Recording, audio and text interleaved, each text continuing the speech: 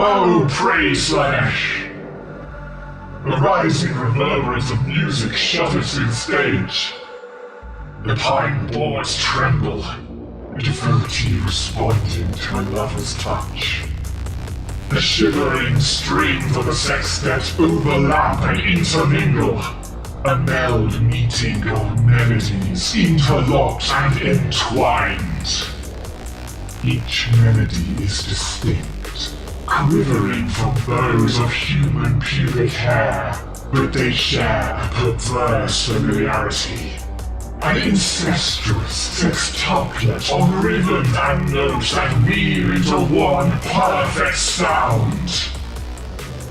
I listen to my opus, standing in the shadows beneath the stage, my arms outstretched.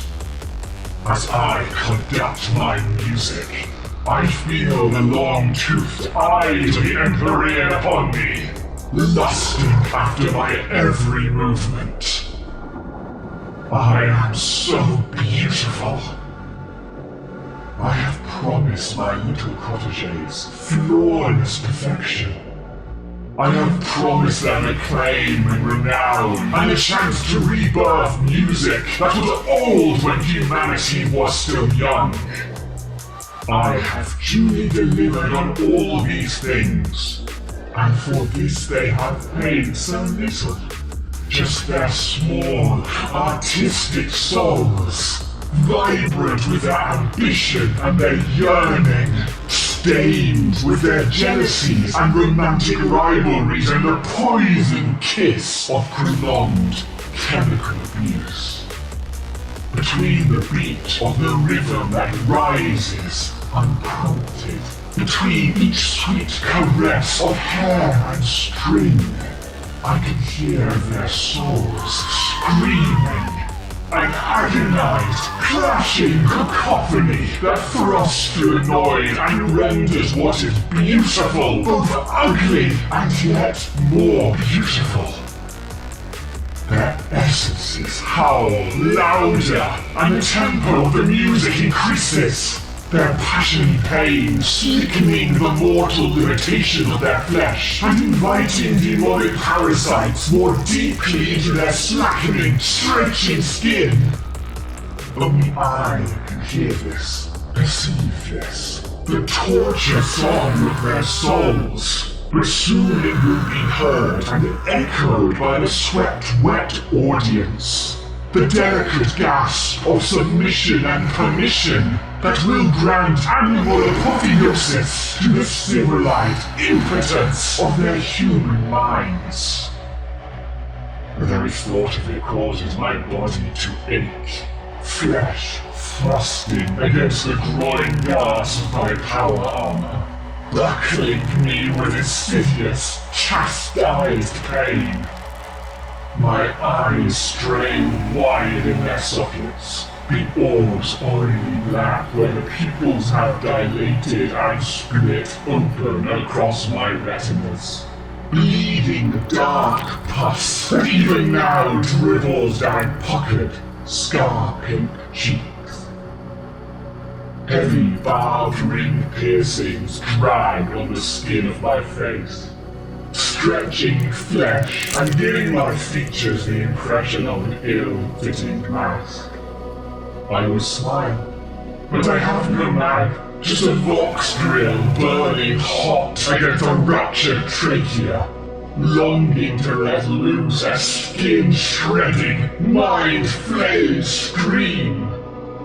My armor is a riot of clashing colors, garish pinks and shocking blacks. Skinned faces are stretched along jutting spikes, the parchment flesh loosened into permanent, eyeless, toothless streams.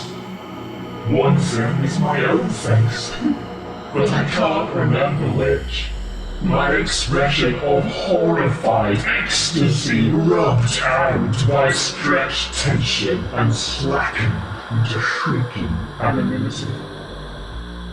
My fingers twitch the sonic buster, even as they weave imaginary orchestras in the fitful air. The weapon is a gaping, thirsting orifice maw, and I can feel sound swelling in its chambers, warm acids congealing and demanding immediate disgorgement. It speaks to my own aching desires, extending the torture of each second, running long fingers down my mutated back, along a mutilated, dislocated spine that ends in a glistening serpent tail. I hiss in pleasure, the noise of growling amplification through the voxbrill that I repress only with a tremendous, heaving, reluctant effort. I enjoy the gurgling, mewling splutters of the sonic blaster, denied and caged by the belting whips of my deranged subconscious. It is a delicious, straining torture, and I savor it well, tasting its salty aftertaste through imagined lips and letting it drip down a ravaged throat. I return my attention to the sextet, still quivering in rampant anticipation. I imagine the rows of the audience, prim and proper in their royal frills and noble epaulets, their well-tailored, form-fitting uniforms that parody military deeds behind smears of arrogant hypocrisy. It has been delightfully easy to elevate the sextet to the splendor of the royal proms. The Byzantine maze of artistic rivalry and petty hatreds effortlessly eviscerated by my music's sheer undeniability. I have earned my little proteges 1,000 murderous jealousies, 1,000 diseased obsessions, 1,000 sordid sexual fantasies that bleed into the warp, each disgusting desire naked in the immaterial, even as they are concealed behind pretty smiles and flashing eyes. That none of those lusts and rages will be consummated pleases me beyond measure. To know that they still linger in those unhappy souls, turgid and squeezed and trapped. It reminds me of my own frustrated desires.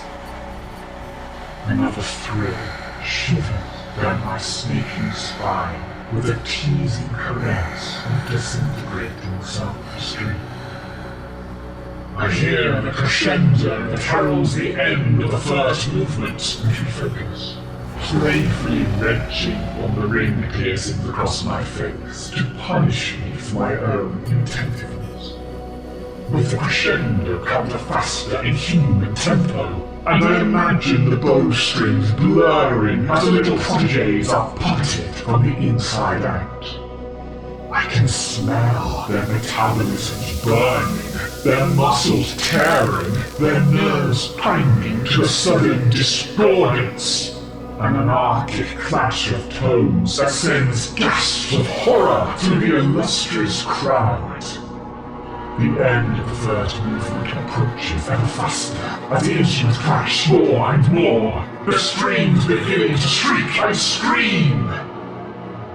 At first, sounds amateurish, a fumbling child's first attempt, but there's artful perfection in the discord I have created.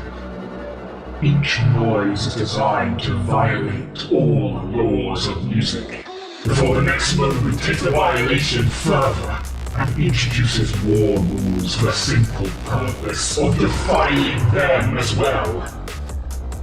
I hear angry shouts as the audience turns on my little protégés, plump faces bursting red as jowls wag and fatty lips spit.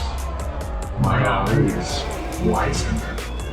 I can feel the surface tension of their egos on the Empyrean, expanding and popping like overfilled balloons. None of these worthy intentions understand what is truly happening. They believe themselves the victim of some sordid practical joke, not comprehending that the song and the discordia had already penetrated them, that it is already completed upon their souls and sanities. They do not realize that the song has set them free, that they are now ascending into rotting, murderous, ravenous beasts. The first movement ends to the warm howls of my little protégés, their flesh sloughing off like snakeskin to reveal the demonic forms that lurk and frolic within. The nevermore titter in thrilled amusement, draped in the ragged folds of human skin, and begin the second movement to the banshee wails of the audience's terror. Horror and murder and insanity morph into a delicious, slopping soup of human effusions. There is laughter, a chorus of clashing, toneless voices that rises and falls. There is moaning, pleasurable and terrified, ripped from the throats of the lost and the damned. I slither forward to the stage to receive my well-deserved applause.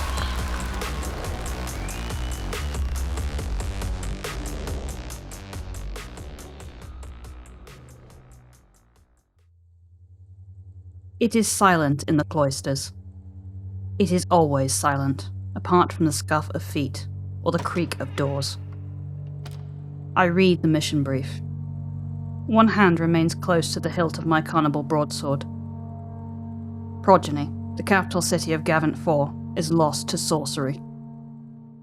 A picked stealer has captured the perpetrator's likeness. It is a heretic Astartes. I sneer at its face. It is ridden with war corruption.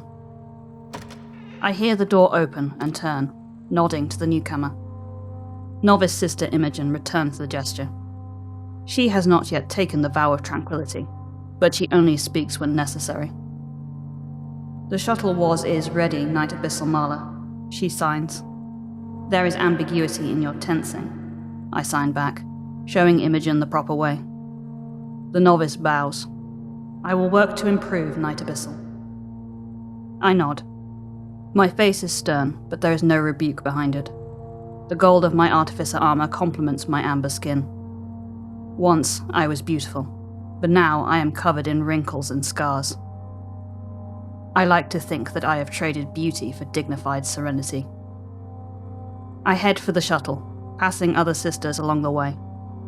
We do not acknowledge each other. Pleasantries are pointless. We are psychic blanks. Few of us were properly socialized as children, and we see less value in human interaction. After all, most of the human interaction we have experienced has been negative. For example, my mother attempted infanticide while I was still in the crib. I understand why. I take no offense. It is the evolutionary drawback of the pariah gene. My kind would not exist if we didn't have a purpose. I do not feel betrayed by my mother, because my mother owed me nothing. There was no oath. There was no promise. We simply shared a resemblance in the gene helix, and there's no objective reason why that should matter. I reach the shuttle. I am its only passenger. We have been stretched thin by the cicatrix maledictum. I secure myself in my seat and silently wait for departure.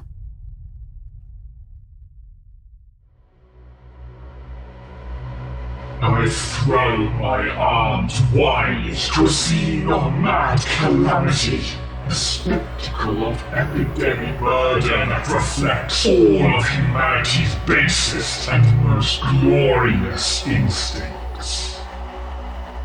I stand on the marble balcony of the Imperial Palace, the ornate railings decorated with gold. My pierced, ravaged head circled by angelic cherubim. I corrupted them myself, whispering silent warp heresies into their innocent machine-gripped souls, bending their nascent spirits to the carnival frivolity of the damned. Their nubile flesh has mutated and marbled into white-cured meat. Clear, viscous ooze dribbling from the rivets in their hardened skin. Where they drip against the floor, the effusions sizzle in plumes of acrid, fish-stench smoke. This is just one small part of the horror. I have begun to transform this pitiful, pathetic, whimpering world. Progeny has become a cannibalizing coliseum, dedicated to the expression of every urge and debasement of the human soul. Their sins are manifest, and together we celebrate them. Roving bands of murderers and torturers drag howling victims from hidden crevices to the orifice ruins of broken buildings. Deranged artists create their magnum opuses from the trailing intestine of their own families, painting in the excrement guts of their spouses and infant children. Maddened masochists strip the flesh from their own bones in great displays of self-annihilation, shrieking in agonized joy as their falls collect in expanding puddles of crimson red. Dreary monuments to dusty heroes and self-aggrandized martyrs are pulled down and defiled, graffitied with crude, lascivious slogans, or else hacked to powdered pieces by blunting axe heads. Infernos range across entire blocks, thick, narcotic perfumed smoke billowing from spontaneous pleasure houses, bearing the death screams of exultant, burning addicts within.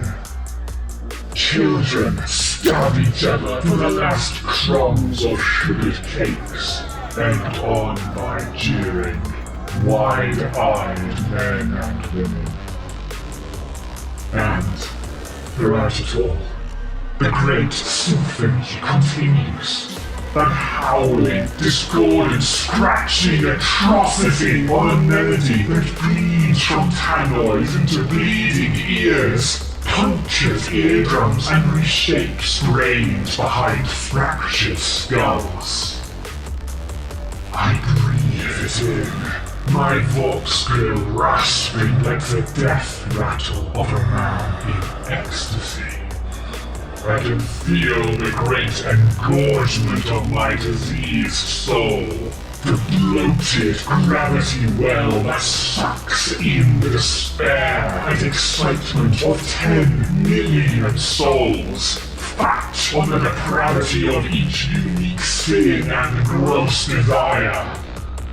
As I drink in the churning carnage, I feel the Dark Prince drink from me, sucking and suckling, draining me dry even as I pump more and more into my Black Star essence. It is beautiful and repugnant, agonizing and tingling, a horrifying, desperate, sordid feeling that can only be described as revelation. The city is ascending, even as it eats itself alive. Walls splattered in blood and effluence writhe in careless pleasure. developing hairy feelers and outward-pressing hands that grasp at passers-by and drag them in. Blocks of broken stone become glassy and reflective, mirroring the madness and extrapolating further with foreign depictions of further depravity. Men and women fuse as they fornicate in the street, transforming into howling, mewling spawns that pulse and frolic along slithering alleys. Wormy tentacles thrust out from puckered, bleeding skin, new orifices gaping wide and inviting new forms of perverse grotesquerie. The bodies of children invert outright, internal organs pushing through the thin skein of their flesh, revealing pumping hearts and the undulating, sludging digestive systems that slobber filth into pavement mouths. This is chaos. The natural order perverted and inverted and perverted once more. The unutterable debasement of civilization itself. The rampaging, screen-torn sensorium of bestial madness that no mere animal could ever even conceive. The ultimate expression of humanity at its most depraved and monstrous. The blending of pleasure and pain into one sweet, corpse-stench poison. Desires forming of their own will and dominating broken minds with barbed, hooked lashes. I scream. My vox reel vibrates with the cacophonous thunder. Thick pus seeping from my eyes. I add the noise of my sonic blaster into the orange, purple, red of the dusk sky. The very air rippling and distorting from the manic compressions of warp-formed sounds.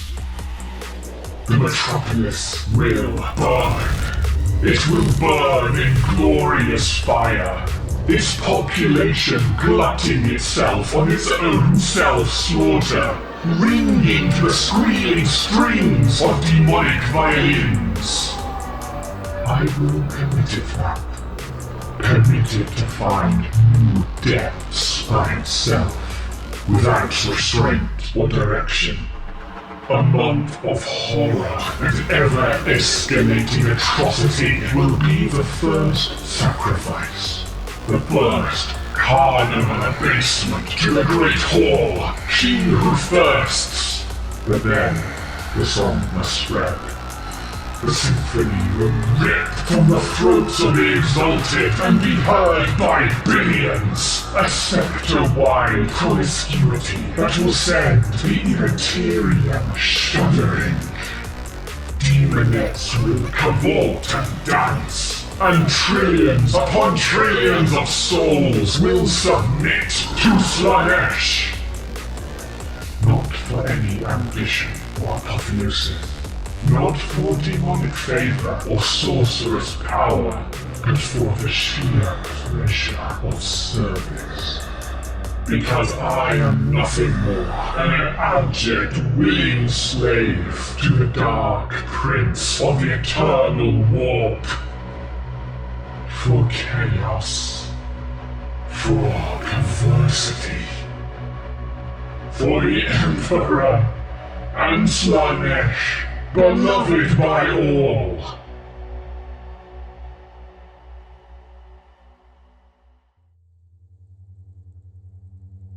I find it easy to infiltrate the dying city.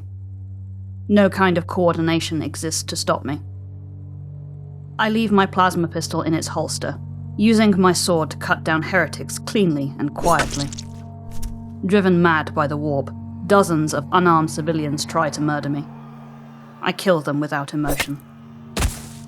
Clashing strings blare from the tannoys. It is unpleasant. Wherever I walk, the parlor tricks of the Immaterium are undone. Faces in the walls settle back into featureless brick. Tentacles shrivel out of reality. Soon, my presence will be noticed. I make a direct path towards the concert halls. My carnival broadsword is clean, corrupted blood evaporated by its power field. My armor, by contrast, is stained red. The concert halls are surrounded by the lost and the damned. Heretics fornicate and murder one another. There are too many of them to go through. Instead, I head for the staff entrance. I find it unguarded. One hard kick from my artificer armor brings it off its hinges. I enter the building, drawing my pistol when I reach backstage. The demonic musicians have already sensed me. Their strings have fallen quiet. The silence is filled by the outraged roar of an insane audience. I come out shooting. 6 demonettes scramble away from me, one exploding into ash as it is struck by a plasma round. 4 others simply disappear, unable to maintain their existence once they fall within my null zone. Only the Alurus is left. It steps back and weakly raises its pincers in a guard. I redirect my broadsword to cut across its stomach, and then the Alurus is gone as well. I look at the audience. They flee, pushing over seats and each other. I watch them die in a stampede of their own panic.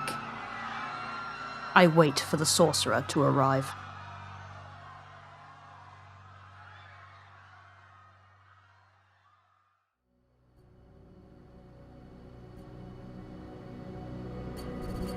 The shrieking streams of the warp abruptly collapses to abominable, hateful silence.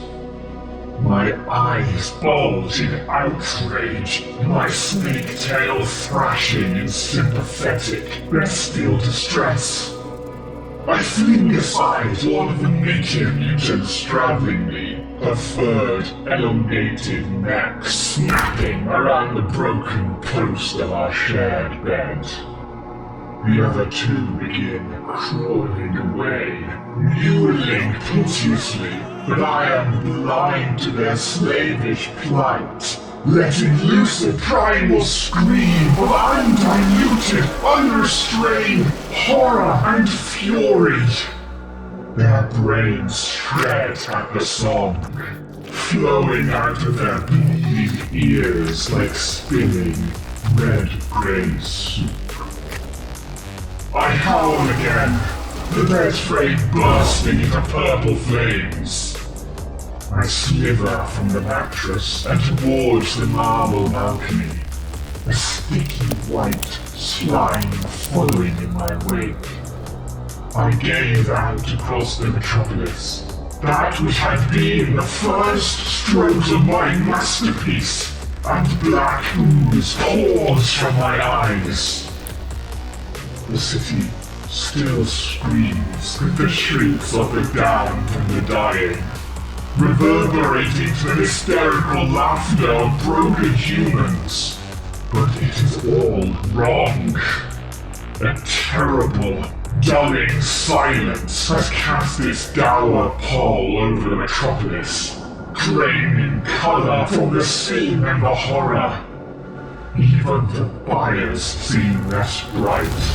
Black, polluting smoke casting the malformed streets behind the miserable grey veil. What had been a perfect corruption is tarnished, and thus absolutely, catastrophically ruined. There is no alternative to perfection, but complete, utter, pathetic, wretched, ugly failure. Forgive me, O Prince. I shriek a 3rd time and fling myself from the balcony, tail flailing weakly through the choking air. I yearn for death, for my mutant body to split to ruin on the pavement below, for my cadaver flesh to pop into bloody goo and my bones to grind into aphrodisiac paste. It might soon come to pass. is a gloriously long way down. A moment before I slam into the unyielding ground, I allow myself a moment of sheer, exhilarating joy. Then I remember the silence of the strings, and all happiness flees from my undeserving soul. I land like a meteor, forming a great broken crater from which jagged lightning cracks of rock spin away in every direction. The purple flesh of my serpentine appendage is savaged and torn, an extreme parody of a snake sloth shedding. My power armor indents, cracking through my fused ribcage, one lung collapsing from the concussive force and another swiftly fills with choking blood. My third begins working on overdrive, leaving my breaths desperate and giddy, my heart pumping faster and faster in a grotesque perversion of natural biology. Many of the hooks and piercings in my face have been ripped from my skin, tearing off huge patches of bloody strips that flap over my dented box grill. One of my eyes has popped, my vision blurring with concussive miasma. I right myself with a long, sibilant hiss of purest agony. Already, my unnatural physiology is repairing the catastrophic damage. Blood oozes through flapped orifices, infesting my filled lung. My facial wounds close over into crusty white scabs that dribble a thick, stinking yellow. A gash in my skull forms over with crab carapace, driving snipping claws into my brain and producing another torturous spasm of divine, utterly deserved punishment. I allow myself to suffer for 66 seconds, enraptured by the mocking, maternal contempt of the whispering palace. I complete my penance by clawing out the remnant of my useless eye, laughing and shrieking, I tear it from its socket and pulp it into dribbling paste against my box grill. Then I bound forward, a darting, leaping snake, seeking the luminous in the reflection of retribution and pain.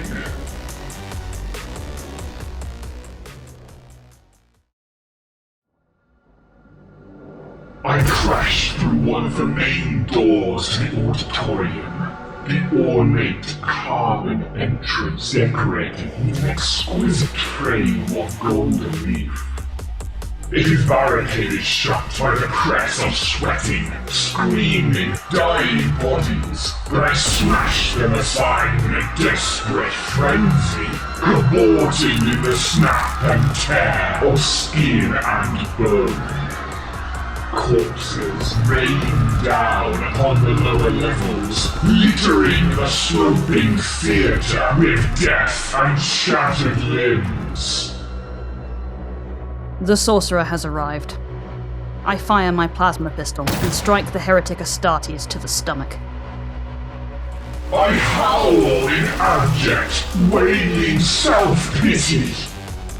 The plasma rag burns through the bonded pink ceramite of my power armor, and grey scorches the naked pale flesh that lies beneath. I shoot the heretic Astartes again and begin ascending the stairs. I cry out once more, a theatrical, agonized shriek of dramatic misery. The skin of my tail fuses and blackens where the plasma bolt has hit me, writhing as the mutant flesh rebels and squirms. Still screeching in complaint, I turn fire with my sonic blaster. cosmic, ear-splitting sound pulses through the crowds of milling bodies, parting the audience into bloody pieces. Chunks of separated torsos burst into hellfire flames, their screams drowning beneath the impossible volume of the sonic waves. I throw my head back, spitting the remnants of my ruined eye from the box grill as I sweep the weapon about the theatre. Hundreds are killed, each death utterly pointless, the glorious consequence of my unthinking, homicidal whim. I duck between chairs as the sound passes overhead. The theatre is carnage, but I continue to close the distance. I watch, enraptured as the sonic waves remake crowds of people into blazing giblets of burning, bloody meat, and scarlet-furred chairs into immolated wrecks of shattered furniture. Delighting in the thunder song of my weapon, I drive the music up towards the heavens, blowing apart the beauty of the painted ceiling and exposing the black canvas of smoky night. The face of the world's founder splintered into jagged pieces of masonry, slamming downward into the theatre as further cracks take shape. An apocalyptic revelation in the form of blocks of quarried stone. Mutilated, bleeding people press around me, throwing themselves at the base of my tail, caressing me with blistered hands or licking up ears with slashed up tongues.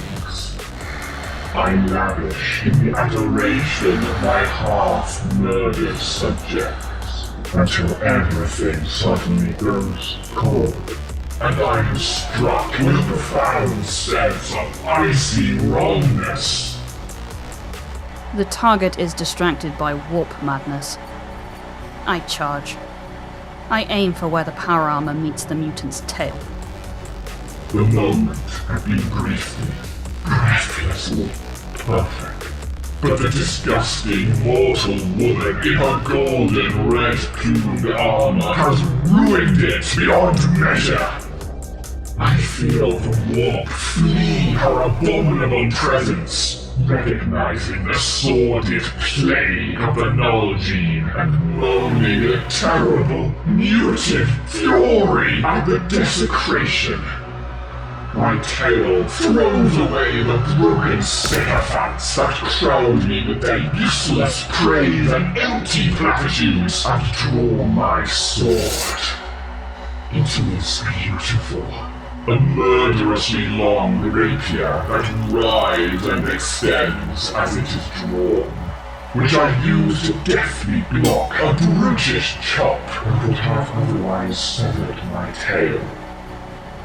The monster draws its sword and parries, but its weapon is infused with the warp and shatters against my broadsword. The target blares noise from its mutilated face. I ignore its discomfort. I grimace from effort as I reverse my blade beneath my enemy's left pauldron. I roar in half-thought anguish at the mortal's undeserved continued existence. A single forced tear of black ooze, mourning the loss of my weapon.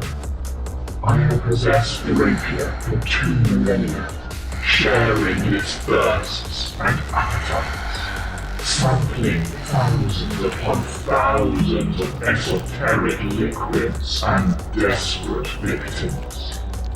I want to destroy the Null Maiden in return, but while I am distracted by my sudden lack of conviction, she is quick and focused.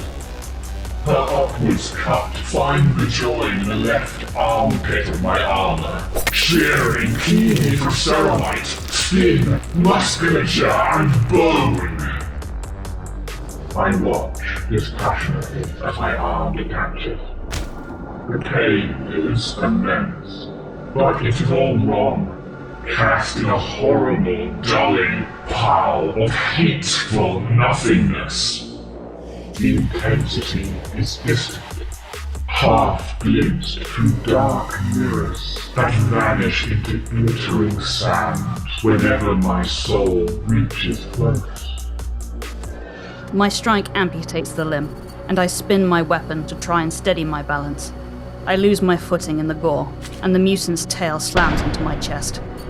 I am thrown 3 levels down. I feel the snap of a broken ankle. It hurts badly, but I remain silent. The eye ports of my armor are shattered. I remove my helmet. I sigh as the glorious whispers of the haunted wolf return to the derangement of my mind. That horrible creature hiding beyond the reach of her nihilistic influence.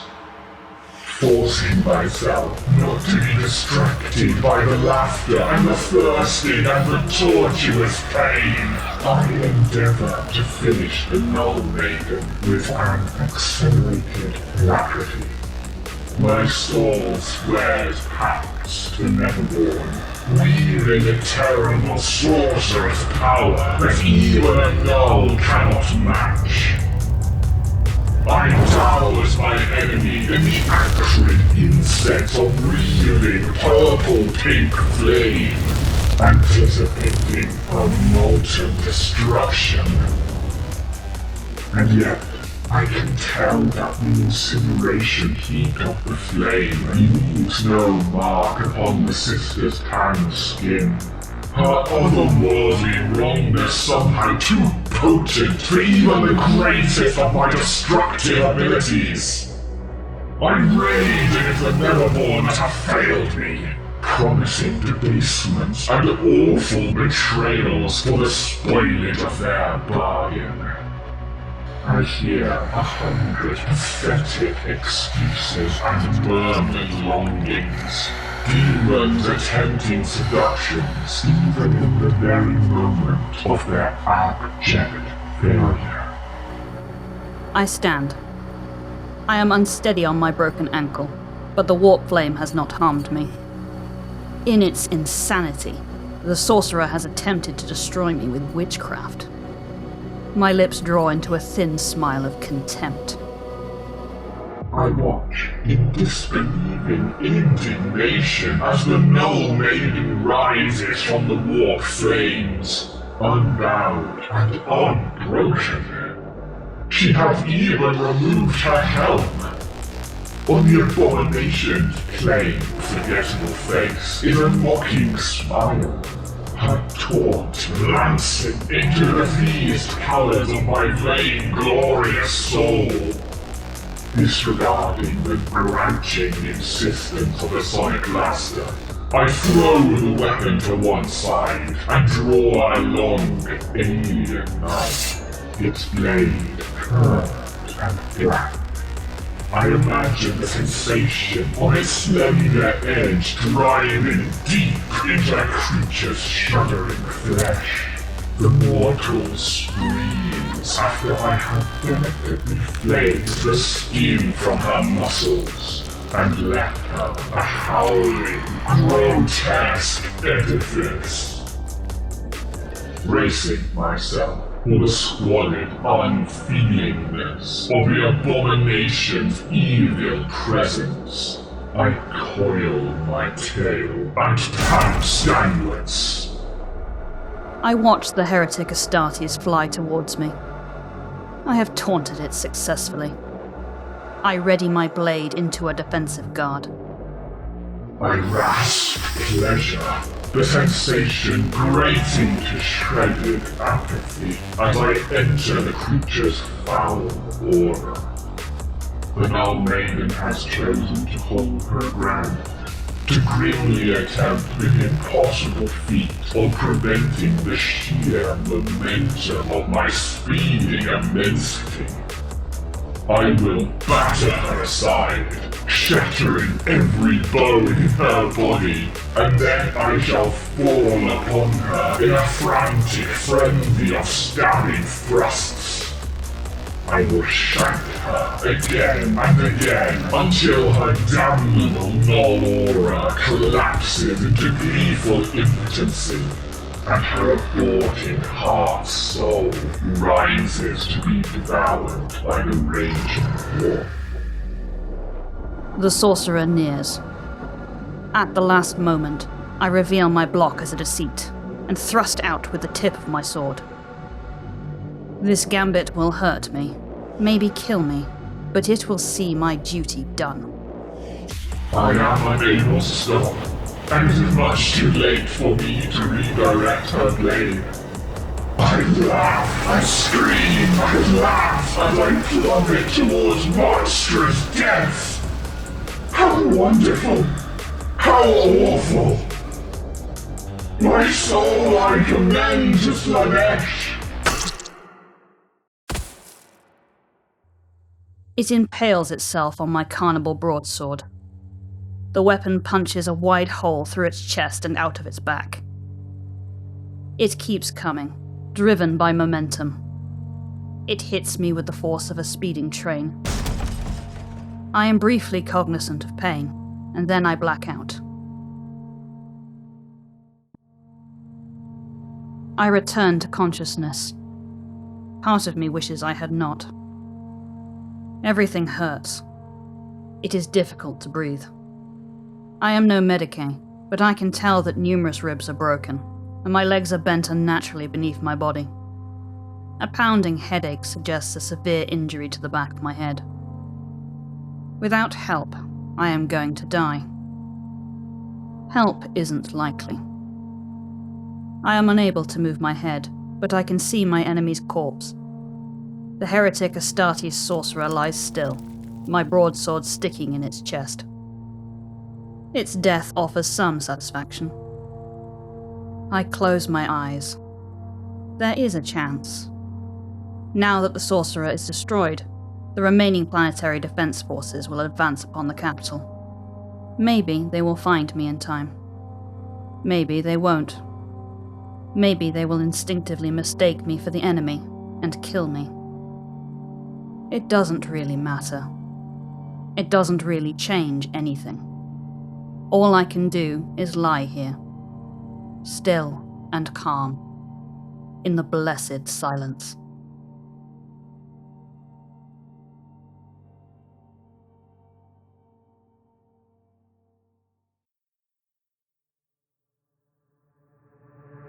Thank you for listening to this video from the Archive Tower. If you enjoyed this story, please like and subscribe to the channel.